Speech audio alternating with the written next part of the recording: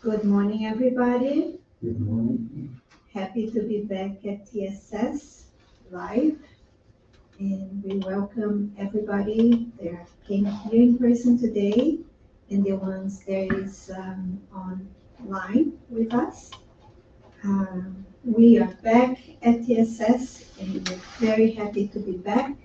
So for those in the Toronto area and around in the greater Toronto area, we welcome you and we urge you to come and bring yourselves here to help us keep this light sparkling and the warmth alive. So today we are going to have our first reading from the book Happy Life from Givaldo Pereira Franco by Joana de Angelis. Be wise. Invest in your future. What is happening to you now is the result of a past that you can do nothing about. But what is to come depends on what you will do starting today. While you reap the effects of past actions, your present actions have future consequences. As you sow, so you shall reap. You are destined for goodness. How to get there is your choice through quick or delayed actions and setbacks. Suffering is not inevitable. It is the result of a wrong choice. Invest in tomorrow, and you'll be happy beginning today. So let's close our eyes, elevate our thoughts to God, our Creator, to Jesus, our guiding light, Master of love, and to all the spirits present here today, the incarnate and discarnate ones. We are so happy to be here, and we thank you for being here with us. We ask you to write our friend Teresa will be speaking to us today and give her the clarity of mind that she needs to do her best. Give us peace, give us harmony, give us love. So be it. So today we're going to have Teresa, and she will be giving us this lecture on parental love, abortion, and adoption. Thank you, Teresa.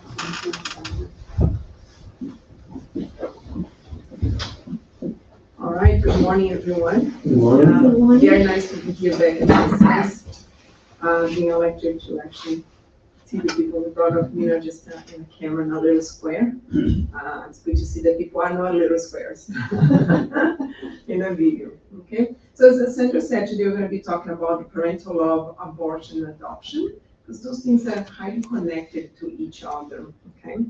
So we're going to start to talk about parental love. And to talk about parental love, I used this message from St. Augustine from the Gospel according to the Spiritism on chapter 14. Chapter 14 is called Honor Father and Mother. And on item 9, St. Augustine gives this long message talking about parental love and gratitude and all that things like that. So in this passage, in this message, St. Augustine says that when a spirit leaves the incarnated life to the spiritual world, it will bring with it all its vices and good with the spirit, right? So whatever it's going to bring to the spiritual world is whatever it's inherited to that spirit, right? We don't change it just because we're discarnated. Whatever the feelings, vices, passions, but the goodness that we have inside of us will go to the spiritual plan with us. And once we get to the spiritual world, we can either keep progressing, we can look at back and say, oh, now I got what I got wrong, I'm gonna keep going. Or sometimes we can stand still until eventually one day we decide to say, you know what, it's time to change. I need to improve, I need to go ahead. Okay? So what's happening is that some spirits, when they discarnate, they carry them hatred and this desire for revenge. And a few of those spirits, when they discarnate, they get a glimpse of the truth. And they realize that if they keep crystallized on the hatred and on the desire for revenge, that they will, that's not going to be good for them. That that's going to be very deleterious to themselves. So they decided to, okay, I want to do better. The problem is that to do better now, they're going to have to go through this process where they have to change hatred by love, and that means through forgiveness, right? So eventually what's going to happen is that the spirit is going to have to start to look at those people that they hated, that they had something against it. And when they look to those people, sometimes say, okay, I'll forgive the person, but then as soon as you look at the face, like, oh, no, I can't. No, I can't, because when I look to their face, and I remember what they did to me, now I can't do it. That's sometimes what happens with the spirit.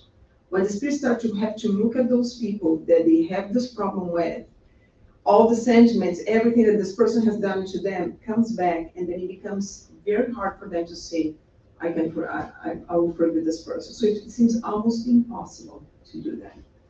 So basically what's going to happen with the spirits is that they're going to go through a long process in the spiritual plan, like years of meditation, of praying, learning, a whole process that after a long time, and this long time can be a few years to some spirits, 30, 40, 100, 200 years, it doesn't matter, but they're going to have to go through this process until it gets to the point that the spirit says, you know what, I think now I'm ready. I am ready to take on another opportunity to reincarnate among those people that once I hated and go through this process of forgiveness.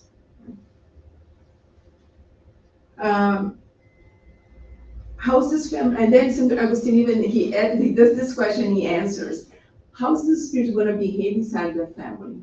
He says depends. It depends on how this spirit is going to persevere and do better in that situation that it has put it on. So it's going to be up to the spirit to decide which side is going to let you come out more. My vices and that anger that I have, or the desire to actually know better things and go through a process of forgiveness. And depending on the choice of that spirit, it can become a friend inside of that family and that group of people that it incarnated with, or an enemy. That's when we sometimes see those huge shocks that's inside of families that just cannot go along well at all, right?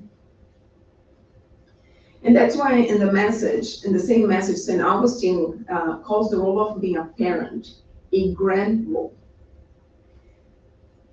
Because he reminds us that when we produce a body, because that's the only thing that the parents produce is the body, right? So when they decide, I'm going to have a baby, let's have a baby. So they produce the body. Their body now is the instrument that's going to be used, that a spirit can now connect with this body and use this body as an instrument to reincarnate and to be here and go through this process that sometimes took years in the spiritual world preparing, and decide, yes, now I'm ready to reincarnate in this family. But we all here to progress, right? Even us parents, when we reincarnate because we ask for a new opportunity of coming here and progressing, re-educating, redoing the things that we did wrong. So it's the same with the spirit. So what we're doing when we decide to be parents is to give the chance to a spirit who prepare themselves to say, okay, now let's go again. I think I'm ready to be able to do it.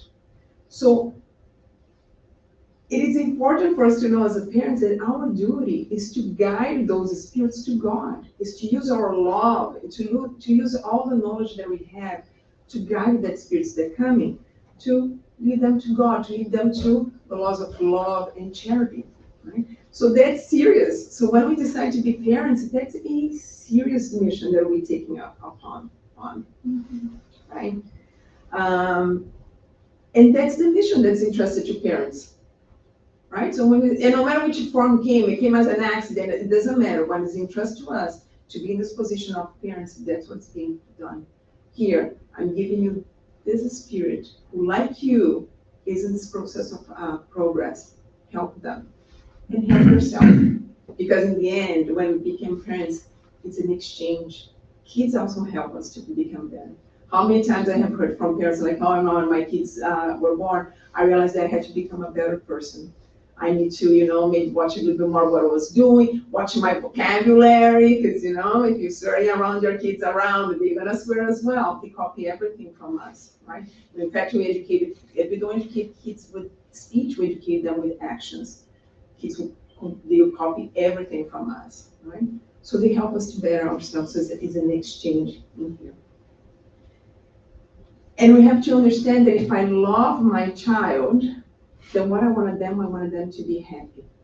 And as a Spiritism, if you know that happiness is not just that we're here having everything of this life, we understand that we're mortal as spirits, and whatever happens with my child in this life is going to dictate how happy they're going to be or not in the spiritual plan. Then I need to prepare them for that spiritual plan as well. Of course, I'm going to provide all the things that they need right now. They need shelter, they need food, they need education, but I'm also going to prepare them morally and spiritually, because I know that in the long run is actually what's going to dictate if my kids are going to be happy or not as spirits, right? So if I really want my kids to be happy, let's think about this happiness of the spirits as well, because this is extremely important, right? And like St. Augustine says, is that by the end of the mission, God's going to ask us, what have you done with the mission that I gave you? What have you done with that spirit that I entrusted to you? And he says that if we all of a sudden now we are back in the spiritual plan and we see our children suffering because of our fault, because of our lack of fulfilling our duties as the parents who are here to guide them morally, then what he says is that the punishment, and punishment here, I don't like to use this word, but punishment here, we're talking about laws of action and reaction.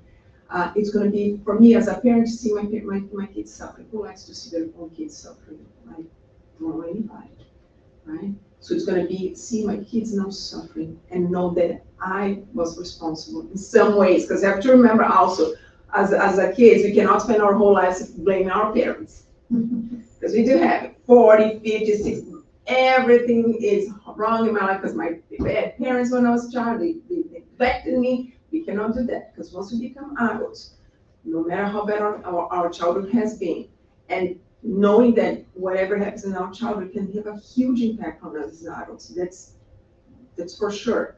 But we cannot spend our lives blaming our parents on everything, because eventually we know what's right and wrong.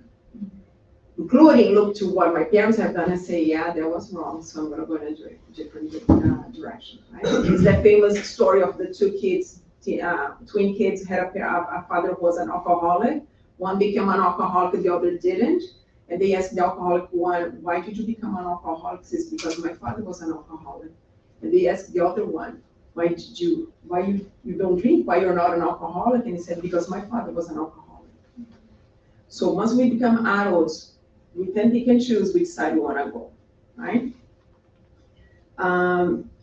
So we cannot blame completely on our parents, but once I discarnate and I see my kids suffering, and I know that I had the lack of giving them their moral values that could give them a better situation in spiritual plan, yes, I am going to feel the remorse. I'm going to feel bad about myself. So in the end, it's just me punishing myself. It's just me having to deal with the consequence of my own actions, right? That's so-called the punishment, because I don't like this punishment because God doesn't punish anybody. It's just us receiving the reaction from our own actions, right? And then what he says is that what's going to happen is, as a parent who love my kids, now I see them suffering, I realize where I went wrong, what's going to happen? I'm going to ask to come again and say, please, can I start again? Can I try again? Right?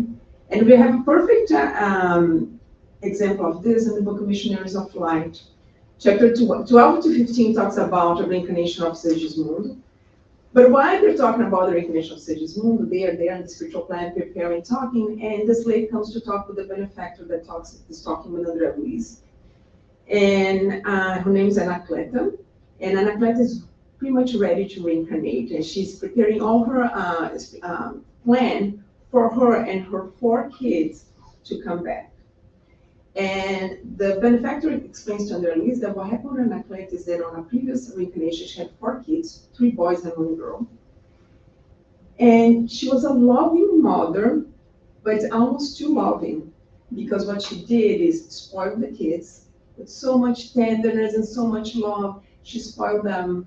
She was permissive, allowed them to do whatever they wanted, because they're just children, and let them be what they want to be and do whatever they want. And she even shielded them from the father, because the father, who was an honest man, who worked to provide the family, was someone who's worried about the community, who always tried to bring the sense to the kids. She always shielded him from the kids, so super protected them.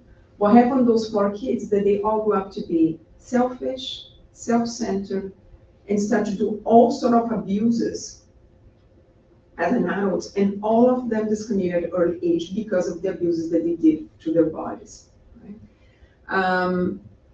She then discarnates and realized that all her 4 kids are in a very, very bad state in the umbral, right? Because the mental state that they created, and also all the damages that they did to their bodies, is imprinted in the pure spirit. So even their state, it's even worse than much extent. When she sees that, that's exactly what comes to her, the remorse that she realized, I failed as a mother. I actually never give to my kids the sense of moral values, of loving one another, worry about others, not being self-centered. She realizes where she went wrong as a mother. So she asks to come back. She spends 30 years preparing, studying, understanding, so she now can come back. And she's the one, because the kids are in such a bad state of mind that none of them are in condition to choose their own reincarnation. So she's helping to prepare the plan for herself and those 4 kids. So the plan, it's very simple. She used to be in a wealth family, now it's going to be a very humble family. Her 4 kids now, 3 boys, are going to be born with mental and physical disabilities. The daughter will not have mental and physical disabilities, but we're going to come with all the vices. So morally, she's going to bring all the vices that she had. And her as a mother is going to have to re-guide them. Right? And the reason those kids are going to come with all these disabilities is because all the damages they did to their pure spirits. So they're going to, and they need it. They're going to need that kind of a reincarnation to help them to clear. So in the next reincarnation, they can come in a better spot. And if you think that's difficult, she's going to be a young widow. Because the husband who's going to come as a mission is just going to come to help her to bring all those 4 children. And then he's going to have, it's going to disconnect early.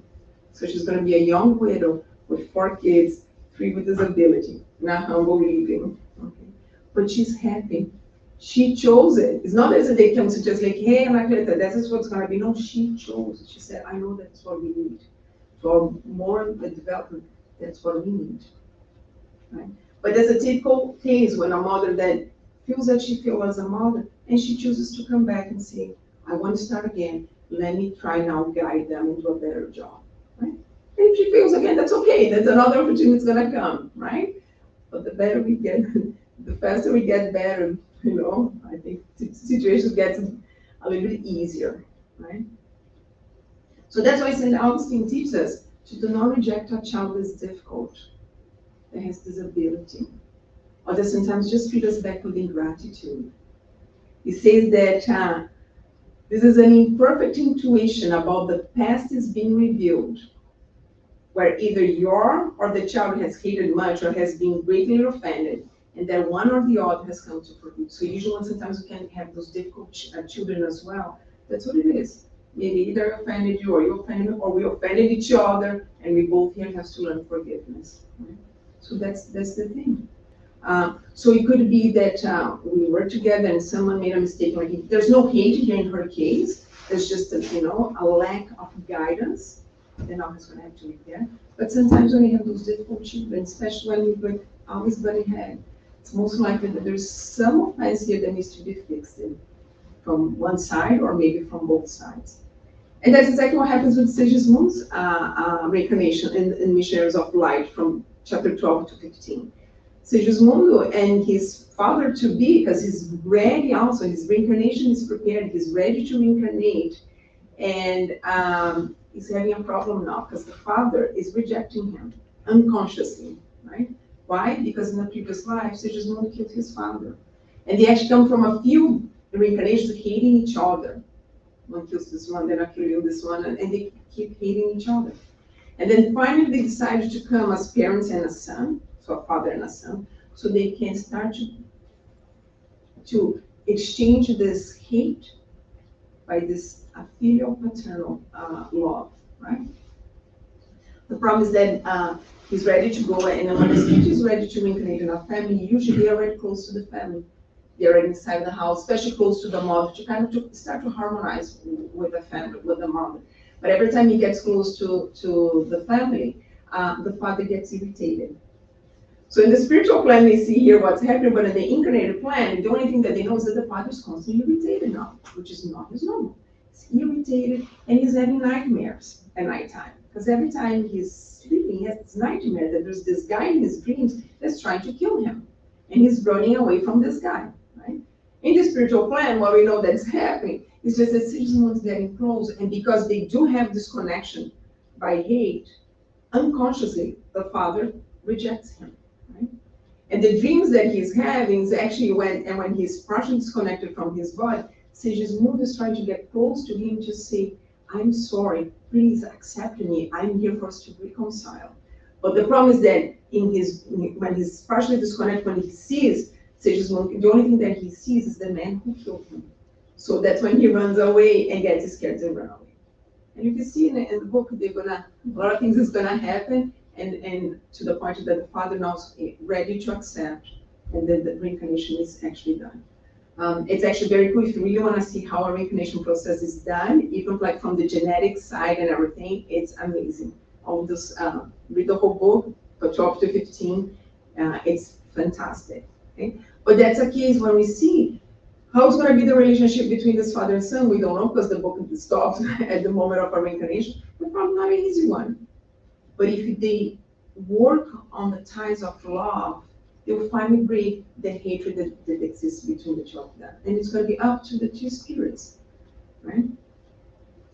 And there's another example, another book, actually psychographed by Chico Xavier, which is in English. It's called Diary of a Drug Addict. On Diary of a Drug Addict, what happened is this kid is born in this family that the parents are extremely selfish, self-centered.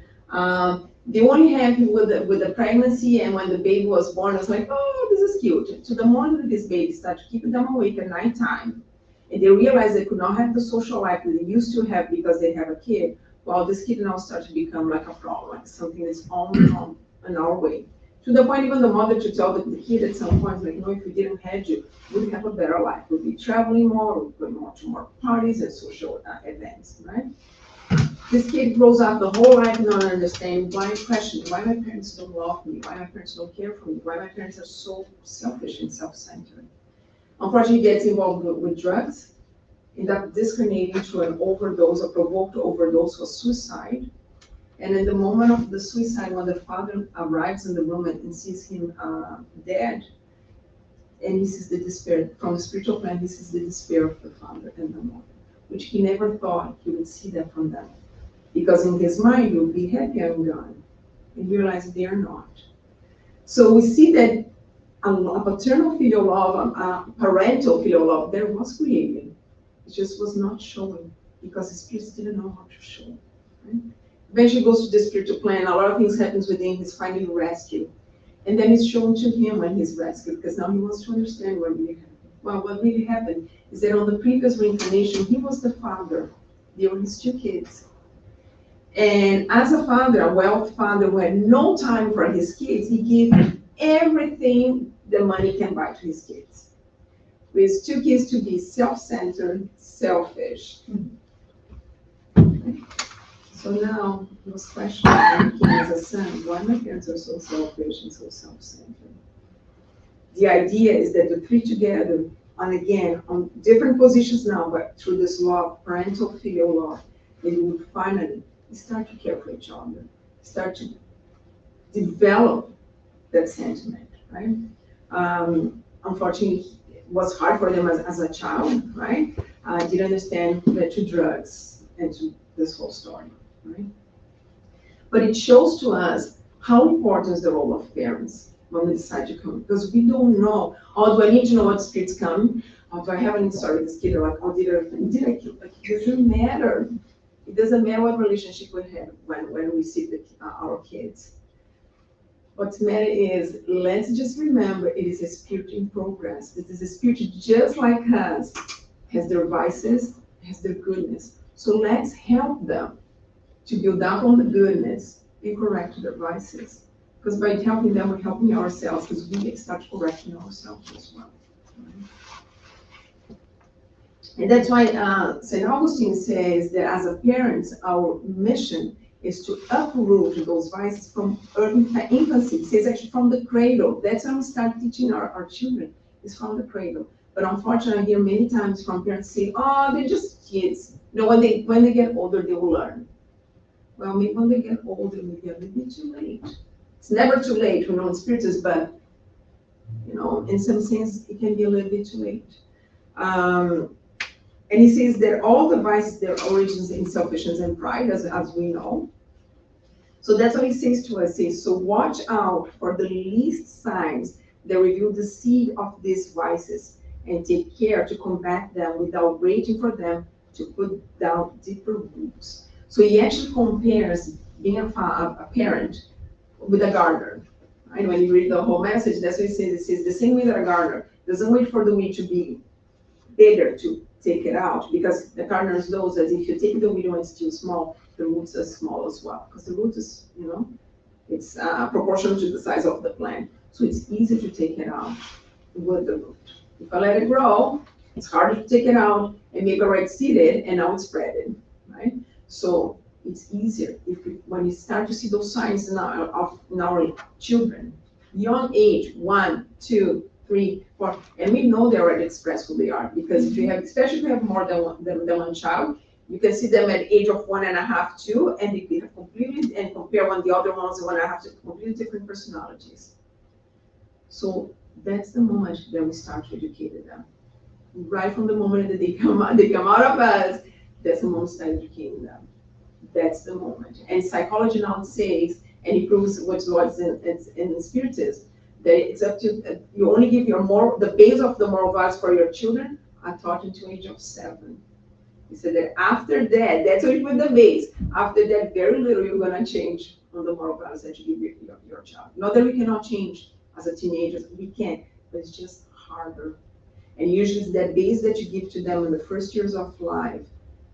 It's what's gonna help them. It's the tools that they're gonna have them when they become teenagers, when they become adults, they can use it and bring with them. And how we educate our children is not just by saying that's wrong, but let's teach them different behaviors. It's just, yes, we can tell them, hey, this is wrong, and this is wrong because of this and this, but let's teach them a different behavior, a positive behavior. So let's substitute the behaviors. And we can do this by changing our attitudes as well. Because again, that's what they're gonna copy. They're gonna copy our own attitudes. That's what they're gonna do. Okay. And so that's why in the Spirit's book on questions 681, it's talking about the law of labor. But in one of the questions, the Spirit says God has made filial and paternal love natural sentiments, so that by such mutual love, members of the same family may be led to help each other.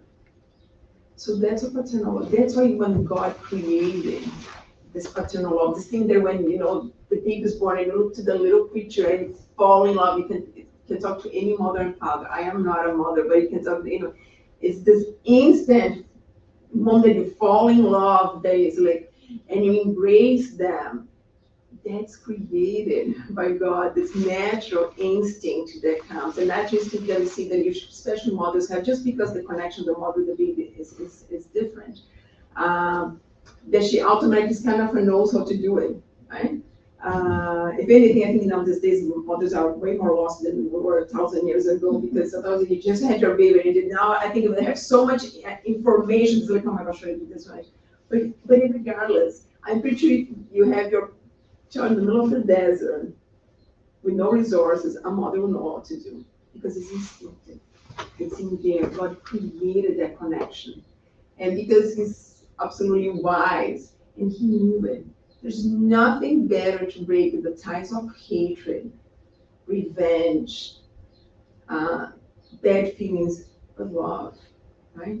That's what love moves this universe, right? That's the key for change. Because love is what, and we're talking even like beyond parental love. Love is what becomes us more charitable or fraternal. That's what makes me to look to someone that I just met today and see as my brother and sister, right? Doesn't matter, because we see people in a different way. And that's what we need to teach our children, right? So we give that spirit that's coming to try to progress a better chance on fighting your own vices, because the work of fighting the vices is individual. It's my job, right? But if I have parents who give me better tools, I'll have a better chance of succeeding. And if I do that to my own children, they'll have a better chance to succeed. That's what we need to understand here, that it's a cycle. It's one helping the other, right? And through this parental filial love, we help each other. Like I just said, kids help us to become better people. Right? And so extremely important, this parental love. So it's a mission that should never be taken in a light way, because it's very serious. Very serious. That's why I think people who have kids are brave.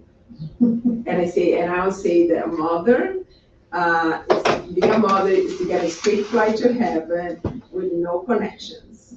Because, especially if you really try to do your best, right? And have to remember also, yes, some parents do their best, to give the best tools in terms of more intellectual to their kids, and these kids still go to the wrong path. Are the parents to blame? No. But that's going to be the parents that when they discriminate, they look to the kids, they'll feel sad because it's their kid, and they still tie for the ties of love.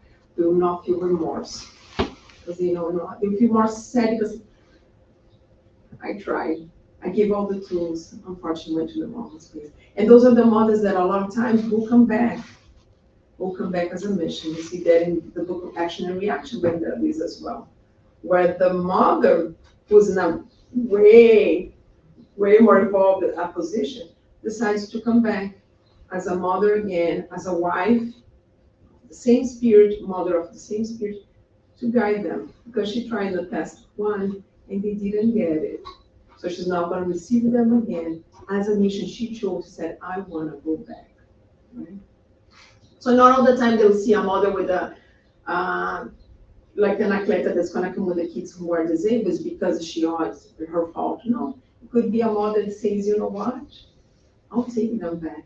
I'll go there because I love them and I want to help them. Okay, so there's nothing's black and white in the spiritual plan and in the reincarnation programs that we receive. Okay? And then I want to talk about a second subject, that it's abortion. I won't be talking about in depth about this subject, because just a month ago we had a lecture from Joyce, which I really highly suggest you guys to go either to our Facebook page or YouTube page.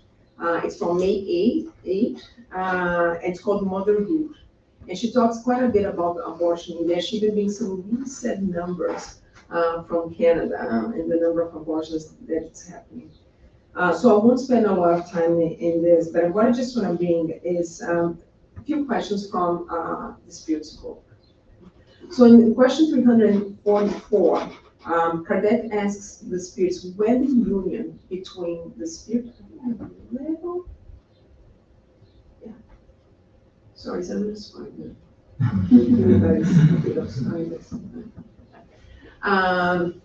And he's asked them when the union between the spirit and the body happens.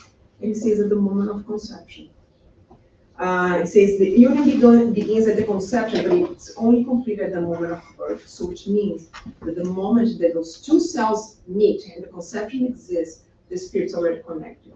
So through a fluidic tie, the perispirit of this spirit's already connected, and it's going to connect. And we know that as soon as those two cells connect and the conception exists, the rate of the development of cells is really high. Like they start to develop, like the number of cells start to develop really high.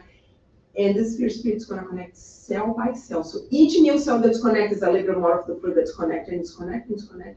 And of course, later on the gestational period, the more connected it is. So then at the moment of the birth, now pure spirit is fully connected, and then at the moment of the birth, that's when the spirit takes control of the body. But the connection is right there. And that's why science in these days proves that kids, babies inside the mother feels everything from the mother. They feel the mother is stressed, they feel the mother is calm, everything, and you react. Because there is a spirit already connected to the mother right from conception, who's able to feel everything that the mother feels, including being rejected. The spirit can feel it. Because it's connected. You're not talking about that, like I said before, even before the connection, he's already beside the mother. Yeah. And if there is a rejection, the spirit's already feeling it. Right? And it's important because we're not a society that sees a fetus just as a fetus, not as a human being. And it is a human being. There is already a spirit connecting there that has feelings, that has everything that we have connected to this. It's a little being already inside of us, not just a fetus. Right? So that's very important for us to have this understanding. Because then that's why on question 358, Kardec asks, is artificial abortion a crime regardless of the time of conception? And the answer is, a crime is always committed when the law of God is transgressed. The mother or any other person involved always commits a crime upon taking the life of a child before its birth, because it prevents a soul from experiencing the trials for which the unborn's body was to have been the instrument. So basically that's what we do, we destroy an instrument that this spirit was using to come. So nothing justifies artificial abortion. Yes, there's some cases out there that's like, oh my, look, yeah, but do we know what's happening in the spiritual plan?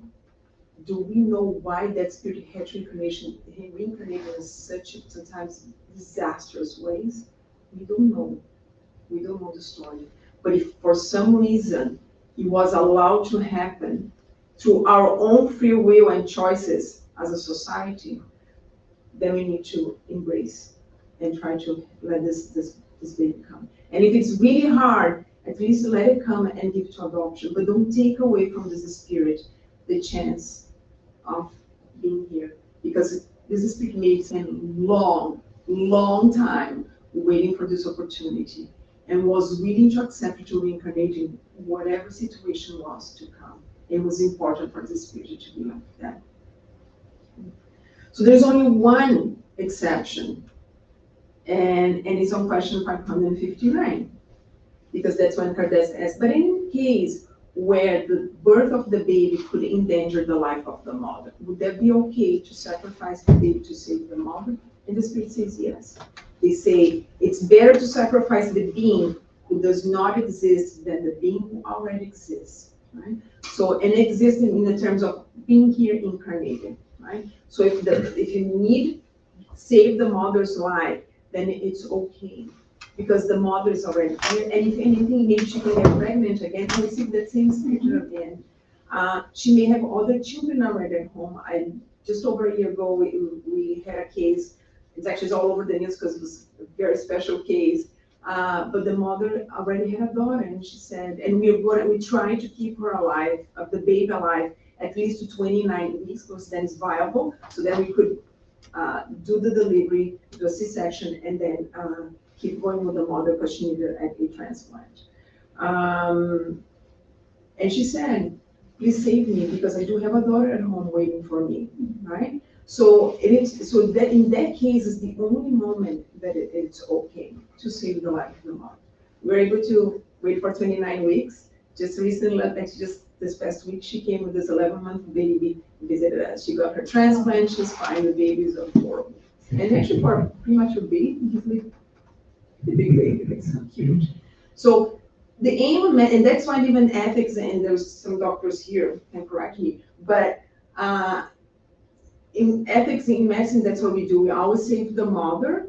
The aim is always to save both, We always gonna aim to save both. But if the last minute is not possible, we always gonna save the mother, right? Because the mother can continue and go. She can even maybe receive some depending on what was the case. Maybe they are not able to have pregnant again, but maybe they receive this spirit again for adoption or through any other ways. But it's always we always save the mother. So that's the only moment.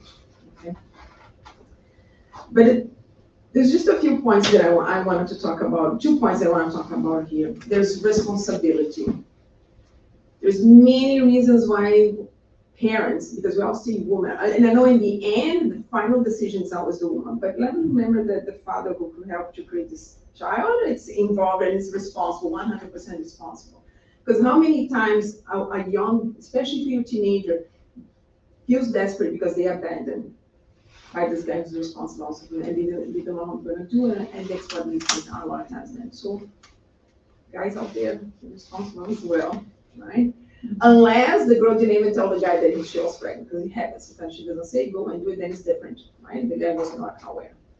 But there's many reasons. So you can have your teenager girl who got pregnant, who is in a family who maybe has a really intolerant religion, that she knows she's gonna be kicked out of the house. She's desperate now. Boyfriend ran away, said, I have nothing to do with that. And she doesn't know what to do because now she's seeing her homeless on the street with this baby, and she's just a teenager. And what I'm gonna do is, and then she goes and do an abortion. Is she responsible? Yes, she's responsible. But her level of responsibility, it's much less than the woman who does an abortion, who has full control of the situation, has all the financial means to have the kid, and I just didn't have an abortion because it's not a good moment for my career. It's just not interesting for me right now. Or just because, this baby came in an accident and I no longer wanna.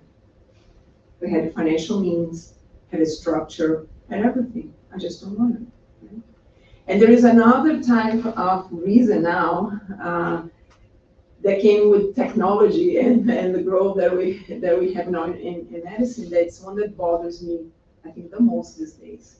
Now we do genetic tests, and if the baby's going to be born, especially for you're over 36 or 38, I think, I'm not sure on the age, you're entitled to do a genetic test because the chance of the baby having, especially Down syndrome, increases. I can't remember by how much the percentage, but increase.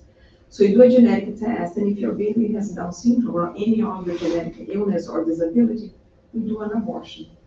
That's how we do now, right? I'm going to take religion aside. I'm going to take Spiritism aside. I just want to ask, is that kind of a society that we're going to live? Then at times that we talk that all lives matter. So all lives matter. Why someone with a Down syndrome has less right to have a life than someone who doesn't?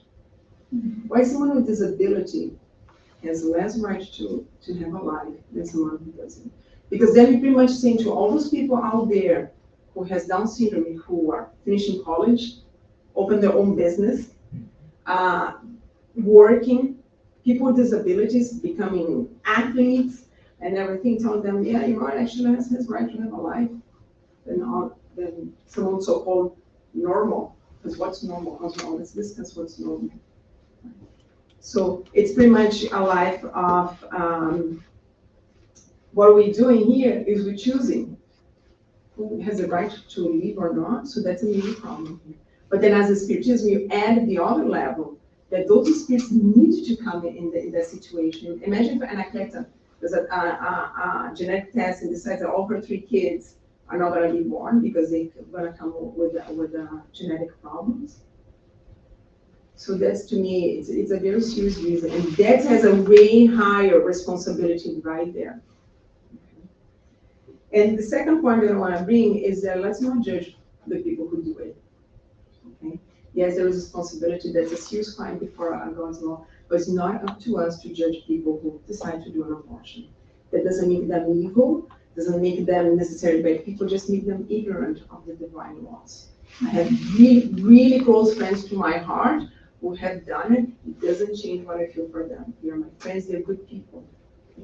And some of them today says now I realize, now they in contact with spirits, and now realize that when I was young, there was the wrong choice. and eventually we'll have to repair it, right? But that doesn't make anybody evil, and doesn't make us better than they are just because we didn't do it, okay? We're not better than anybody else just because we didn't do it. We are all here progressing, so those people, okay? And then I want to finish with my favorite theme of the night, because I think this is something absolutely fantastic. It's adoption.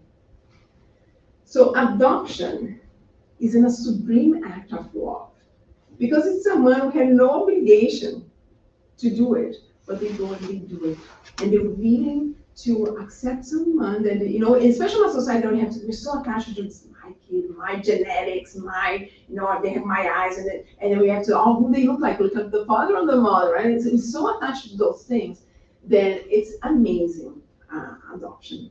So adoption is a pure act of love. It's a pure act of fraternity, of Christianity, but it's really that, to me, brings that unconditional love that parents have to a different level. It's absolutely sublime.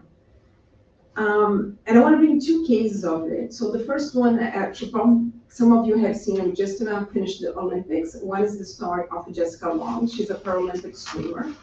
And she has this beautiful story, and if you actually put a Jessica Long Toyota video, because Toyota did a little video about her story during the Olympics of many athletes, and she was one of them.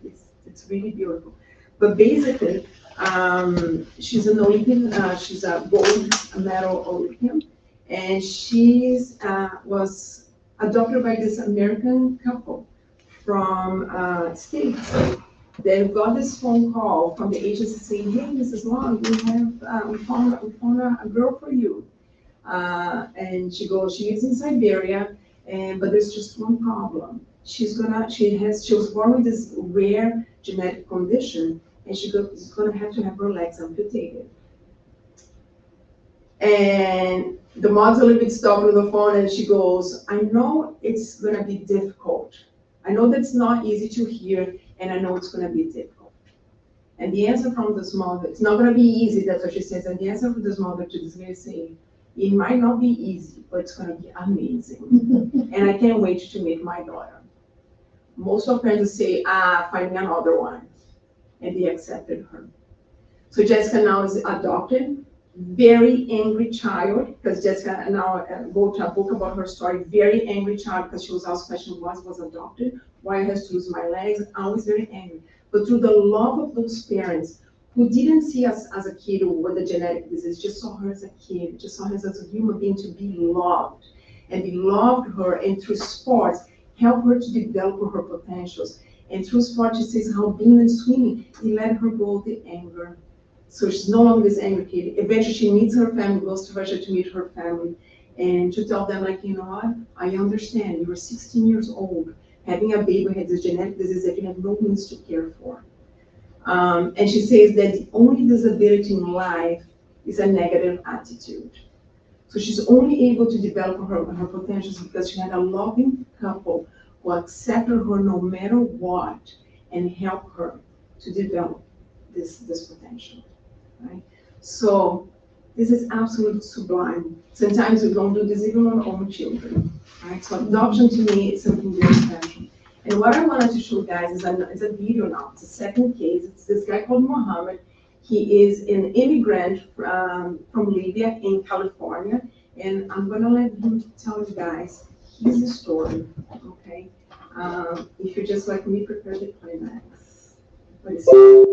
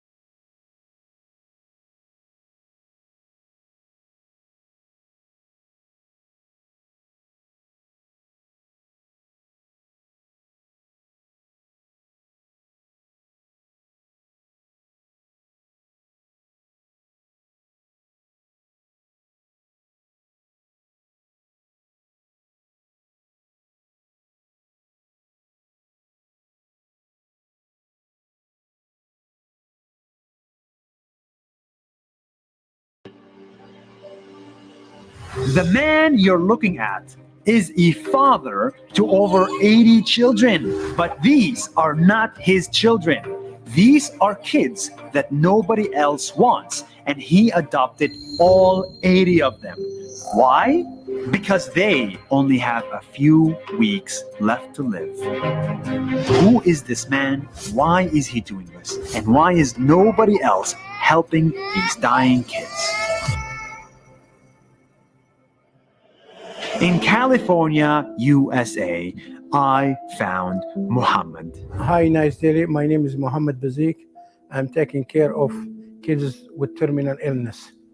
Decades ago, Muhammad moved to the US all the way from Libya. But what he found wasn't the American dream. Instead of happy families, he found broken homes. Instead of smiling children, he found dying kids, abandoned in hospitals, kids without names and without a family. These kids left alone in the hospital because their family doesn't want to deal with their death. Most of them like 1 week, 2 weeks from the hospital. Kids with diseases and defects that make them so weak and so sick that they don't even live to see their first birthday. And so instead of caring for them, some parents leave them forever. The reason so many kids are being left at the hospital because their parents, some of them like alcoholic or drug abuser or teenagers or technically homeless. They don't want these kids, especially even after the doctor told them they are terminal. Muhammad knew he had to do something about this. He could not let these children die alone without a family. So he decided to bring them home. I used to visit those kids and I see them, they're alone in the playroom or in the rear room because nobody visits them. Nobody take care of them. Nobody hugs them. Nobody loves them. Nobody talk to them, you know. So that's how I became foster parents. He bought them food, toys, medicines, even breathing machines, and became the father they never had. I always talk with my kids, even they are blind and deaf, because they still have feeling and soul. Most of my kids, they don't talk. They are only communication with them. You touching them or holding them. Especially when you touch them, they know that you are with them. He even gave them names. Those kids, when I take them, their family doesn't bother even to stay 5 minutes with them to give them a name. So I have to name them, not officially name, but I can call them, you know, I can say, hi, baby boy, or hi, baby girl. He has rights to have a name, identity. This is not easy at all. These kids need much more attention than normal kids, and they also need a lot of treatment and medicine, which is not cheap. But Muhammad does not let anything stop him. Not the money, not the hard work, not even cancer. In 2016, I was diagnosed by colon cancer, and I was in my 60s. I was afraid of dying and be alone, and felt the same things what the kids felt when left alone at the hospital. Today, his story has become popular, and he has received awards and donations from all over the world. But to him, the real reward only comes from seeing the kids happy. I believe every kid has rights to have a place called home, has a family, has mom and dad, sister and brothers, and should be treated as a normal kid. And every child has a right to be happy, whether it's for a year, a week, or even for a day. If the world had more people like Muhammad, then no child would ever be left alone. Story of adoption. So I don't need to explain how adoption, it is a sublime, it takes that parental love, unconditional love to an extra level.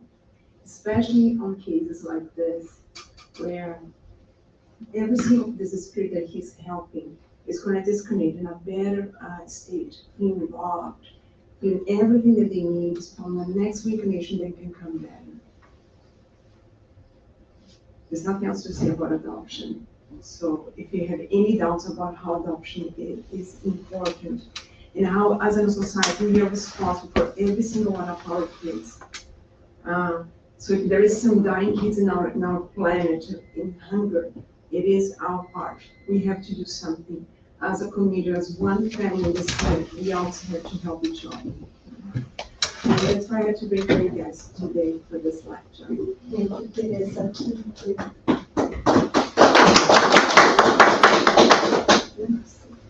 So we're gonna have, that was very touching. I'm trying to compose myself. It's beautiful. Now we're gonna be opening for questions or comments, either from our virtual people that are watching online, or anybody that is here. No? Okay. One question. Is there anything in the Spiritist literature about kids that are generated by like intravitreal fertilization, beta fertilization, or like nowadays there are technologies where we can avoid that a kid has a genetic syndrome, like one parent has a genetic syndrome. There are ways that we can avoid that with the in vitro fertilization or other techniques, and is there in Spiritist literature about? So the in vitro fertilization is totally fine. There's no problem. Actually, in the books from Planet Transition talks about that. If you look the trilogy, and then there's the next book that comes, it talks about it. And in fact, it talks about that some of the high spirits that come into evolve, that helps us now to this moment of transition is going to actually be coming through in vitro parents. They're going to come through parents who are doing to in vitro. So you have to remember that the technology is there, and is to help us to actually to grow, right? It's there to help parents that could not get pregnant to get pregnant. And pregnancy is important because that's how we can give the chance to a spirit to come. And I have to remember that when you're doing in vitro, the only thing that we do is create a body. The spirit is still going to come. Whatever is the spirit that has to come is going to come. We're not choosing the spirit, even though we think in genetic we can choose how intelligent they are, how that's it's an illusion, but absolutely totally fine. In terms of choosing the genetic and say we're going to take some defects, what happened is that's also, you have to remember that as we progress, we won't need the spirits to come through that kind of reincarnation as well. So that's actually going to be good. That's a way for, if I can have a child to not be, I work with a project with kids with EB, with the epidermolysis bullosa. If you can have them not have, like, fantastic, please let's do it, okay? And I also have to remember, we don't have 100% of the power as far as we know. We can do in vitro and titrate the DNA, and then all of a sudden this kid comes with something that's like, oh, but we did it. We don't have 100% of the power. So the technology has no problem in there. Now, there is a huge, I was seeing this documentary, there's a huge discussion in ethics, because until what point, because that's the thing, you give it the internet, you can use for something good on the internet, you can do for bad things. To what point we cannot, the whole discussion is what point will now this technology not being used properly, we actually not trying to clean the race. Mm-hmm. One thing is for you to take out genetic diseases that can be, very painful and hurtful and everything. And at what point we're just not going to use this to discriminate and decide. And actually, in the interview, there's people who had some. I don't even know if that's the correct. If I'm using an expression that's wrong now, please forgive me. But I don't know if that's is still the correct terminology. But dwarfism. And some of people on this documentary saying, why dwarfism is a problem? Why I am a problem? It's fine. I'm okay the way I am. So why we need to correct that? So now there's a huge ethical discussion that I think as a society, we evolve morally. We're going to start to find the right answers. answers for it. But there's nothing wrong with the technology, itself. And if there is any questions from, no questions? Any more questions or comments? No? Okay. Thank you, Teresa. Thank you so much. That was very inspiring. And a lot of things for us to reflect on. So again, remember that we are back in person lectures. We also have our Wednesday groups. Teresa is one of the facilitators, where the study of the gospel and study of the Spirit's book, and our lectures on Sundays. So these are the two courses that we have here at the TSS. We are also opening for our fraternal meetings. So if anybody wants to talk individually, we are open for that too. It's on Sundays and Tuesdays. Tuesdays is from 5 to 6:30, and then on Sundays it's from 10 to 10:45, which is only one person that day. So I guess this is it. So thank you very much for being here. I'm going to do the closing prayer for us. So if you please bow your heads. And here today, dear God, with Jesus as our master of love, our guiding light, we thank you for this hour that we spent together, for your teachings, healed by Spiritism. And we ask you to help us reflect on these teachings so we can make better choices during this week and reflect on our own judgments, on our own limitations, and grow from there. We thank all the friendly and helpful friends, spiritual friends from the TSS who came here today, who cleaned our homes, and who gave us this beautiful time of peace and harmony. And we hopefully can bring this to our home and spread this loving harmonies throughout the day and bring them to our home. And we thank all the spirits present here today, the incarnate ones that took some time and came here, and together we could be giving this light and making this light more stronger. We also thank for the spirits, discarnate spirits who came here today to learn a little bit more. And all the spirits who watched us through the virtual sites, we also thank you. So please, God, take us back to our homes in the light, in the peace, in your love and care. And so forth. Thank you, everybody. Thank you for all the friends who are watching us. And I'll see you all next Sunday.